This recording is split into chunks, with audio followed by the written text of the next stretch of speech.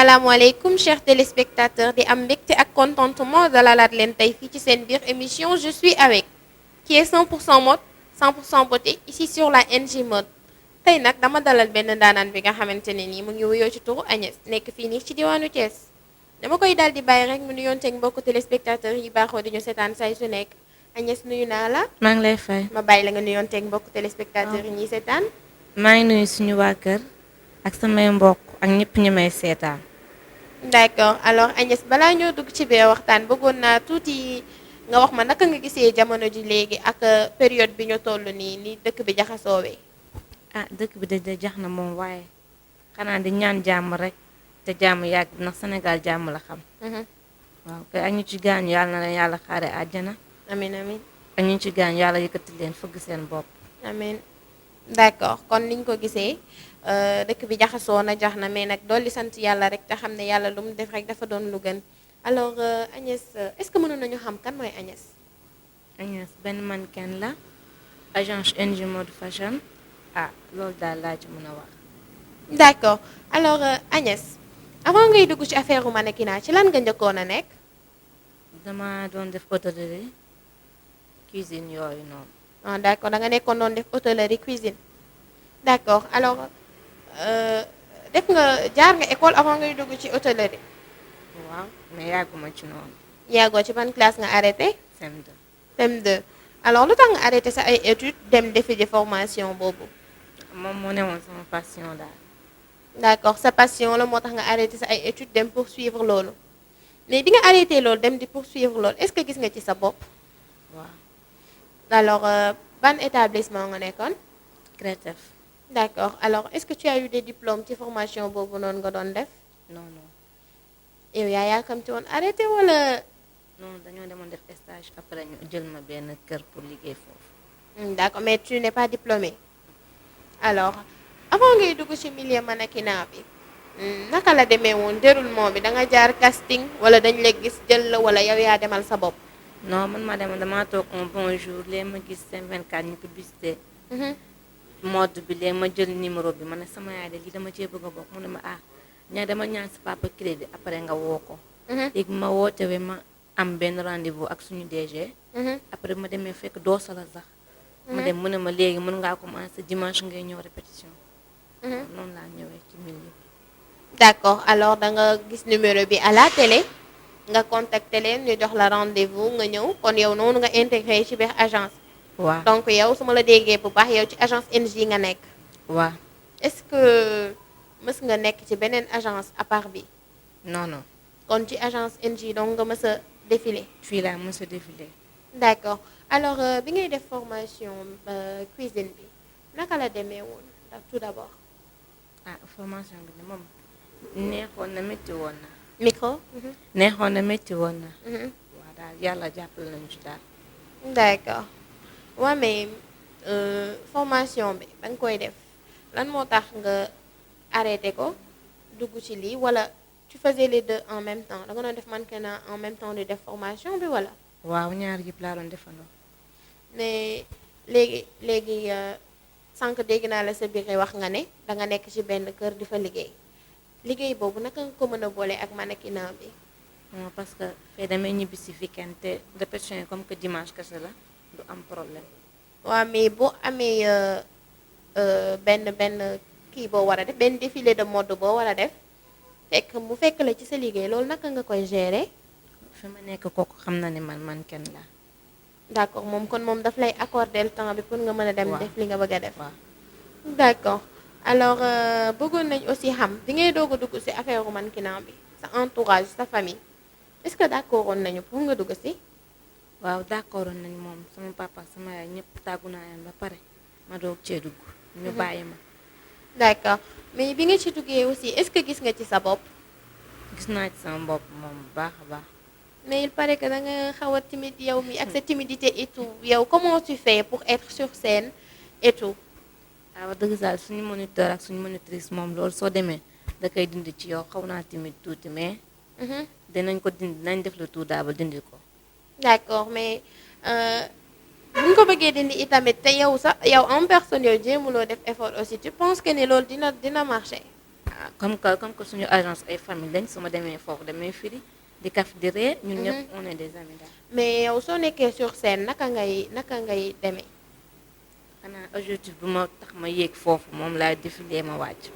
d'accord mais boo yéegee ba gis foule bi yow doo paniquer wala affaire yu demee noonu. dinaa tiit moom ndax soo da ngay gis nit ñi. ni dooy ko mën a xool mais yow ñoom dinañ la gis daal. d'accord alors affaire mannequinat bi gis nañu nit ñi ces temps-ci nit ñi jël nañ ko torop torop torop mais dafa bari ay wax bari na ay wax torop parce que boo nekkee ci milieu mannequinat bi rek dañuy nekk di la pointe du doigt ou quelque chose comme ça alors que mannequinat métier bu noble la yow est-ce qu'il t'est déjà arrivé nit nga romb nit mu lay pointe du doigt wala affaire yu demee noonu naan kii mannequin la gis naa ko fi gis parce que d'habitude boo nekkee mannequin bu dee bu góor bi dañ naan borom ñaari tur yi nga bu dee jigéen gi dañ naan la gwin nga ou quelque chose comme ça yow loolu est-ce qu'il t'est jamais arrivé. déedéet. il t'est jamais arrivé. non non mais sa entourage sa waa koñ sa ay xarit affaire yooyu noonu aussi. non non ñun dañ may encouragé sax. d'accord alors su ma déggee bu baax sa waa koñ dañ lay encourager pour que nga gën a góorgóorlu gën ci avancer. waaw. d'accord alors ba tey ñu ngi fii ci seen biir émission je suis avec qui est 100% mode 100% beauté ici sur la NJ Mode tey nag sama ndaanaan bi ma dalal dafa xaw a timide lool waaye nag de n'empêche dinañ waxtaan ak moom communiquer ak moom parce que bëgg nañu xam très franchement li ko ci dugal et tout ça alors ba tey dañuy daal di xuus rek continuer waxtaan bi alors Agnès ban jour nga njëkk a yéeg sur scène di défilé. nuit de chez soi. nuit des Thiessois jour boobu naka nga ko dundee. bi ma njëkkee yéeg sur scène moom tiitoon naa trop. ba dem daan am na benn moment sax ba may pause ci piste bi tuuti ma daanu. dama am équilibre. moom la daal tiitoon naa trop. c'était la première fois. d'accord c'était la première fois da nga tiitoon quoi. d'accord mais est-ce que du tamit loolu noonu yëpp sa timidité moo la ko yóbbee wala. même pas sax de. alors tu penses que ni du sa timidité moo la ko yóbbee. non non. alors yow nee nga mannequin nga quoi imagine tey jii bu ñu la invité woon ci benn plateau boo xamante ne nii am na des tas de monde quoi yow naka yow ngay def ba défilé yow ci tapis yooyu. ah dinaa défilé parce que soo yéegee biir piste da ngay nekk beneen personne. di nga dox ful la.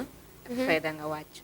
d'accord mais pourquoi fii nii ñu jàkkaarloo nii nga def timide ainsi de suite naka nga mën a jàkkaarloo yi ak ki ngay communiquer déjà nga timide yow sur scène boo nee da ngay défiler normal loolu ça cause problème. parce que c'est la première fois que ma toog. d'accord Télé. alors sama invité bi il paraît que il a peur des caméras mais bon n'empêche dinañu waxtaan ak moom et tout voilà bon bëggoon nañ aussi xam jour bi nga njëkkee yéeg sur scène lan nga yëg. bi ma au début moom tiitoon naa mais bi ma demee gis nit ñi tàcc ma ne ci laa kontaan nag ma ne tey nag Agnès dox na. après ma firi nag après ma dox. yeneen passage yëpp dox naa ko moom tiitaane nga dañoon na. d'accord alors tiitaange moo taxoon nga xawoon a am tuuti crainte mais après bi nga yéegee applaudissement yi et tout encouragé nañ la pour nga continuer. waaw. d'accord alors ba tey dañuy waxtaanee rek li nga xam ne moom moo di mode lan yow bu benn styliste ñëwoon di la solal déjà tu es timide nee nga nag tu assumes sur scène mais bu la benn styliste solaloon benn genre benn tenue boo xamante ne dafa indécente wala affaire yu demee noonu est-ce que di nga ko sol. wax dëgg sa yàlla bu ñu nekkee suñu agence ba tey. mosuñoo gis tenue yu indécente moom. waaw mais par exemple parce que styliste bu nekk ak lu muy indi mën nañ la jox mini jupette mën nañ la jox survêt wala sax ñu jox la lingerie pour nga défiler ci wala nga defal leen pose photo ça dépend. nit ki moom loo nekk sa liggéey la lu ci jar lekk danga ko ciy def parce que yow yaa bëgg. d'accord alors yow su ma la déggee bu baax kon bu la benn styliste ñëwoon di la solal yenn tenue yi di nga ko sol. waaw. d'accord vu que tu es timide mais nee nga yow sur scène tu assumes. oui. d'accord waaw ba tey noonu la ba tey ñu ngi seen biir émission je suis avec 100% mode 100% beauté ak sama invité sama ndaanaan bi nga xamante ne dafa timide torop ndeysaan mooy loolu mais bon ba tey dañuy continuer rek ci waxtaan bi alors ban moment moo la gën a neex sur scène bi ngay solo wala boo défilé ba pare ban moment moo la si dàkkal. comme ça suñu défilé ñun ñëpp daal ba ñu toog après suñu DG ñëw mën nañu vous avez assuré loolu daal parce que di nga yëg sa xol nga ne ah tey kat défilé bi dox nañ ñun ñëpp parce que on est des amis. On est une famille. d'accord alors naka ngay dundee yow ak sa waa agence boo fa nekkee naka lay demee. foofu moom famille la rek suñu demee dañuy kafree heure répétition su jotee ñu répété. après pause ñu waxtaanaat mais suñu nekkee ci piste bi moom amul waxtaan xanaa suñu répétition yi su jeexee. d'accord alors bëgg naa aussi xam seeni ay relation ak seeni ay DG. ah suñu DG moom bu baax la ñun ñëpp la yemale. mun nañu sax moom ñun comme que man maa gën a nekk xale. mun naa wax ni man moom mooy sama papa. d'accord moom man maa gën a nekk caat ci agence bi moom. mun naa ne ñëpp la yemale amul benn problème day ñëw di kaf di ree boolewul dara ak dara daal. d'accord alors dañuy faral di wax naan DG yi dañuy nekk di doxaan ci biir agence yeeg yooyu noonu yow loolu noo ko gisee wala est-ce qu'il t'est déjà arrivé loolu nga gis kenn koo xamante ne ni mu ngi ci biir agence bi DG yeeg ñi supérieur dañuy nekk di doxaanante seen biir. ah loolu de gisaguma ko ci moom ah xanaa boog nekkul suñu agence daal. waaw loolu daal nga gis daal. loolu daal wala da ngay kii nii rek. kii nii ma sax.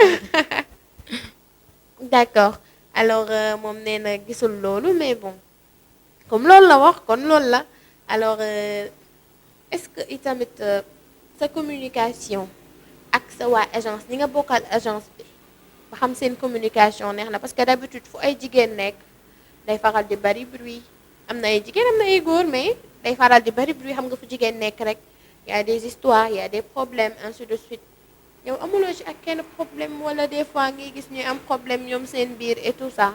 ah gisuma ko de seetlu ma ko moom. parce que fee moom ay mag ak ay rakk ñoo fa nekk. amul benn problème daal kafree ñun ñëpp ñoo yam. d'accord alors foofu kafakre ay mag ak rakk ñoo fa nekk ci li nga wax. alors bu ma la déggee itamit bu baax ay mag ak rakk ñoo fa nekk et tout yow naka ngay def bay composé ak ñi nga xamante ne ni xamoo leen da ngay xëy rek gis ku bees et tout ça est-ce que tamit loolu noonu tamit du la créer problème ci sa biir liggéey nga xëy rek gis ku bees wala moniteur bu bees affaire yooyu noonu yow loolu naka nga koy dundee. ah soo gisee ku bees moom ku bees ku ñëwee ñun ñoo koy dalal. ñu nekk ak moom daal. kaf fooree. yaa ngi gën a d'accord alors ba tey ñu ngi fii ci seen biir émission je suis avec qui est 100% mode 100% beauté ici sur la NG Mode. sama ndaanaan bi tey nag di Agnès moom tey moom la ñuy waxtaanal alors Agnès dañuy daal di continuer rek dugg ci biir waxtaan bi Agnès bëggoon naa xam milieu bi nga xamante ne moom ngeen nekk nga xam ne milieu bu noble métier bu noble la mais nit ñi ni ñu koy gisee ak ni mu demee du benn alors ñu ci bari dañ naan ni ay gwin lañu affaire yooyu bien vrai que yéen ci seen agence peut-être amu ci xaw ma nag mais bon yow loolu yow naka nga koy gisee nit ñiy wax loolu yow loolu nan la lay def. ah nit de moom soo nekkee ci leen nga bëgg cee baax. diñ ci baax su ci bëggee mel neneen tamit diñ ci mel neneen. fulla ak fayda daal moo yor nit. d'accord fulla ak fayda moo yor lépp mais nag ñi nga xamante ne dañu leen koy wax ñoom ñu nekk ci milieu bi nga defee ne tamit ñoom duñu salir seen ay réputation yéen ñi nga xam ne da ngeen di doog a doog cee dugg. ah ñoom dañu ñu wax ñoom xamuñu moo dañuy dégg naan ku nekk man ki naa pute la wala genre yooyu daal mais tant que nekkuñu duñ ci xam. duñ ci xam lu ci ne daal.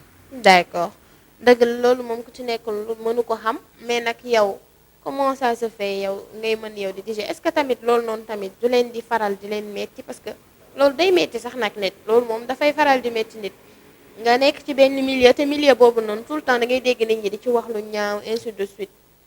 ah loolu de moom dina metti nit de parce que jigéen moom jigéen kese la. ñuy wax ci sa der lu ñaaw moom baaxul. si jigéen moom jigéen rek la mën a doon alors sàmm sa bopp sàmm sa der gérer sa réputation ba nga xamante ne ni kenn du la waxal li nga xamante ne mooy loolu surtout milieu bi ngeen nekk ni nga xamante ne nit ñi dañ koy salir dañ naan tout le temps mooy loolu noonu ainsi de suite alors ba tax na parents yu bari ñemewu ñu bàyyi seeni ay doom ñu ñëw intégré dugg ci biir agence yi ainsi de suite yow parents yooyu noonu nan nga leen di wax parents yi nga xam ne seeni ay doom dañu bëgg a dugg ci milieu bi mais dañu ragal a bàyyi seeni ay doom pour ñu dugg ci. ah xanaa ñu bàyyi seen doom rek doom moom yow yaa ko yar. xam nga lu mu sañ ak lu mu sañul. su ko dëgg taxee jug ak jub. di noonu lay demee ba keroog muy deewaale. am nga xam. d'accord moo ko wax ñun ñoo ko déggandoo nit moom lu la tax a jóg rek mooy fulla ak fayda dëgg ak dëggu boo ci demee rek da nga ciy am ndam alors ba tey dañuy waxtaan ci beauté bi mënoon naa xam aussi boo yéegee sur scène ba nit ñi applaudir et tout ça naka ngay def ba tenir. ah comme ni ñu ko jàngalee rek yow sooy défilé yow sa bopp ngay tal. bul tal ñeneen ñi. nga def li ngay def wàcc après nag soo delloo ci biir. mën ngaa li jubilé li ngay jubilé après ba beneen passage ñëw nga yéegaat. d'accord kon noonu daal noonu lay déroulé ci biir scène bi. d'accord alors est-ce que il t'est déjà arrivé nga ñëw war a défilé ñëw ñu jox la benn tenue boo xamante ne nii nekkul sa tenue wala ñu jox la benn truc boo xamante ne nii da nga war a yéegaale ak moom comme par exemple ñu solal la cosaan nga war a yor yenn truc yi pour yéegaale ak moom mu lay gêner di la déranger affaire yooyu noonu. ah wax dëgg saa la moom dalaguma ci moom. dalaguma ci mode bi mais nit ki nu mën a demee rek lu ñu la jox rek. di nga naan lii kat mën naa kaa def. nga def ko. d'accord vu que yéen a ne da ngeen a bëgg a def métier bi te da ngeen di assumer alors bu ngeen ñëwee ba yéeg sur scène des fois y a des notables yoo xamante ne nii dañuy ñëw pour di leen seetaan si et tout alors yow naka yow la lay yow def nga gis ay nit di jóge partout di ñëw di leen seetaan affaire yooyu.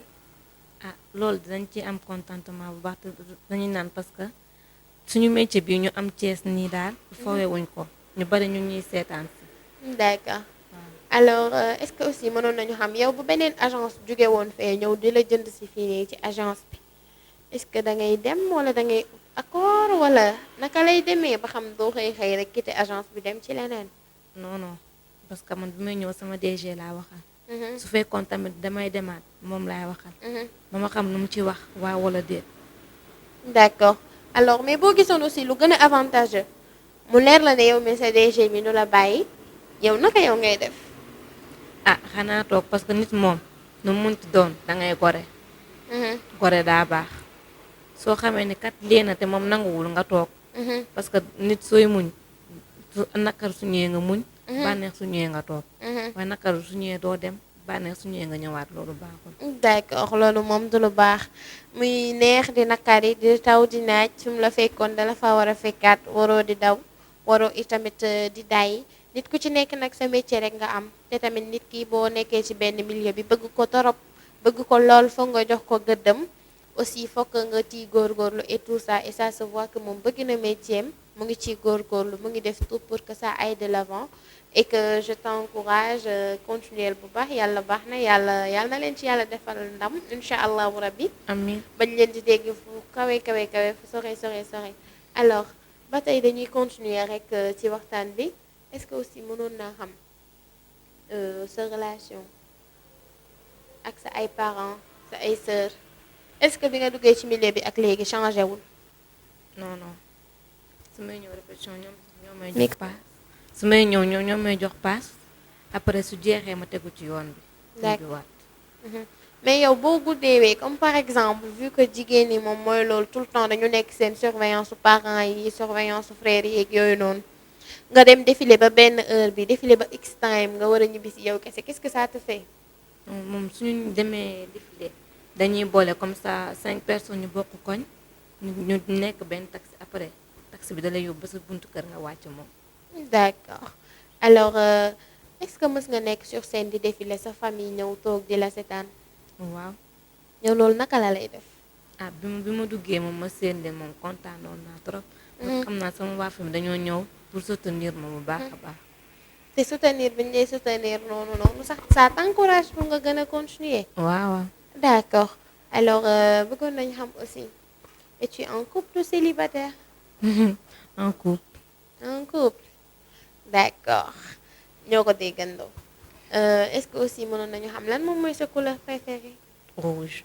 c'est le rouge comme tu es habillé en rouge. Oui. ah man bëgg naa loolu man bëgg naa man xale bu bëgg rouge rouge daal danger la franchement alors bëggoon nañu xam itamit sa code vestimentaire tu préfères traditionnel ou moderne.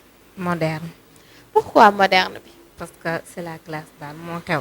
yéen xale yi daal da ngeen a bëgg lu stylé ainsi de suite. waaw. mais lan nga ëpp looy sol ci comme sa code vestimentaire nan ngay ëpp li ngay sol. Moderne. Hmm? Moderne. moderne nga ëpp looy sol alors tu aimes aussi moderne la modernité quoi. d'accord noonu la mais naka nga gisee tamit moddu léegi bi Mode léegi bi. ni mu jaxasoowee ak ni mu baree ay wax ak affaire yooyu. bari na ay wax de jaxasoo na waaye tam nañ teg lépp ci mbiru yàlla loxo yàlla rek. yàlla baax na. d'accord ñoo ko déggandoo yàlla baax na bari na ay wax bari na aussi ay affaire yoo xamante ne ñu ngi koy dégg ci biir affaire ma liggéeyu mannequinat bi mais bon góorgóorlu rek gëm sa bopp ndax gëm sa bopp moo lay tax a egg fu sore sore sore alors est-ce que mënoon nañu xam tamit lan moom mooy sa plat préféré. man moom bañu ma dara. mais am nga plat préféré. ceebu jën.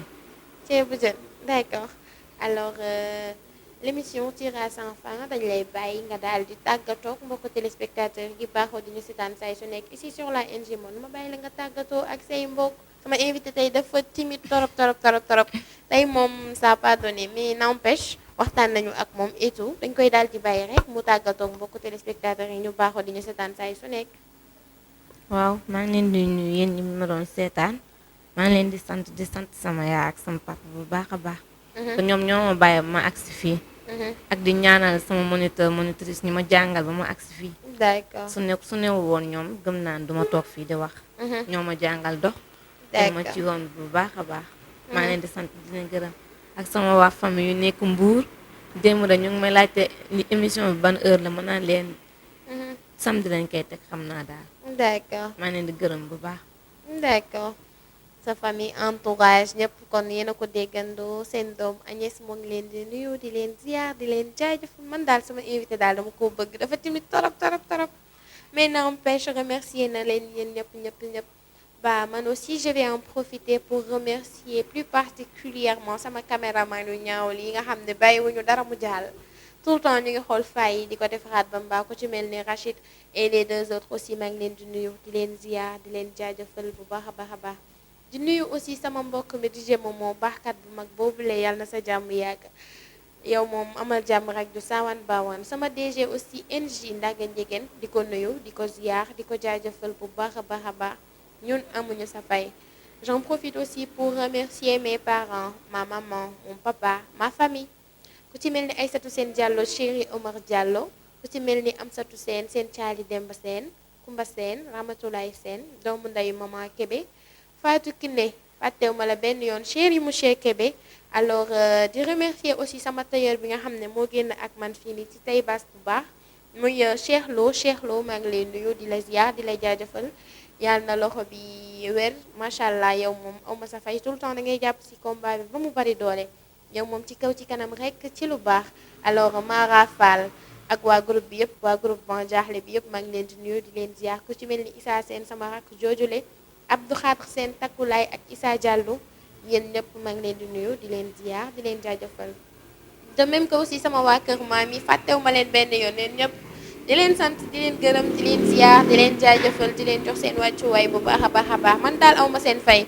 yàlla mi am fay yàlla na leen yàlla fay alors lépp nag lu ñu waxtaanee fii bu dee lu baax ñu xam ne borom bi la bu bonee itamit ñu xamante ñu jéggal ñu ko rek te xamante ne mooy loolu nit daal nit rek la mën a doon alors di leen joxaat rendez-vous très bientôt ici sur la NG Mode alors d'ici là portez-vous bien jërë ngeen jëf